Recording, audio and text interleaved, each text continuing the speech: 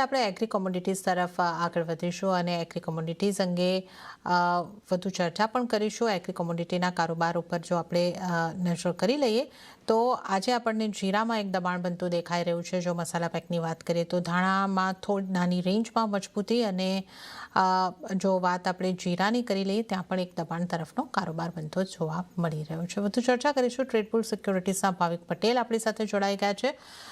ભાવિકજી, આજે મસાલા pack, કુવાર pack કે agri કોમોડિટીઝમાંથી overall આપની ક્યાં ફોકસ રાખવાની સલાહ બનશે? Good morning. આપણે જોઈએ તો મસાલા પેકમાં હજી પણ ટ્રેડ જે છે થોડુંક વીકનેસ દેખાઈ રહ્યું છે, ખાસ કરીને જીરામાં 19,500 ની ઉપર સસ્ટેન નથી કરી રહ્યું પ્રાઇસીસ અને આજે પણ થોડુંક દબાણ છે. તો આજે એક્સપેક્ટેડ છે કે હજી પણ નીચે પ્રાઇસીસ રહી શકે છે.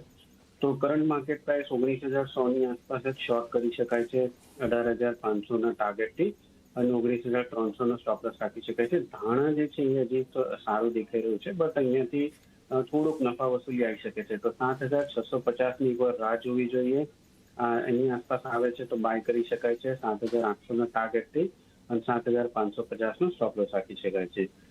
સીડ ને ગમની વાત કરીએ તો આઈ થિંક એમાં 5400 ની ઉપર સીડ નથી જઈ રહ્યો, ગમ 10,000 ની ઉપર નથી જઈ રહ્યો, એટલે અહીંયાથી હજી પણ મને એક્સપેક્ટેડ છે કે જે શોર્ટ સાઇડ જે પોઝિશન છે એ મેન્ટેન રાખવી જોઈએ. તો બેઉમાં શોર્ટેજ રિકમેન્ડેશન છે.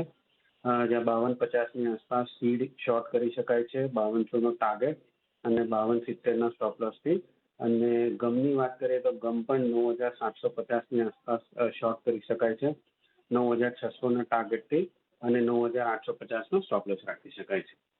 ઓકે, તો આ એગ્રી કોમોડિટીઝ માટે આપણે ખાસ ધ્યાને રાખવાની કોમોડિટીઝ અને આ સાથે જ ભાવિકજી, આપનો આભાર અમારી સાથે જોડાવા બદલ અને એગ્રી કોમોડિટીઝ અંગે સલાહ આપવા બદલ. આ સાથે જ કોમોડિટી લાઈવમાં પણ હાલ પૂરતું આટલું જ. હાલ મને પણ આપશો રજા, પણ આપ જોતા રહો CNBC બજાર. નમસ્કાર.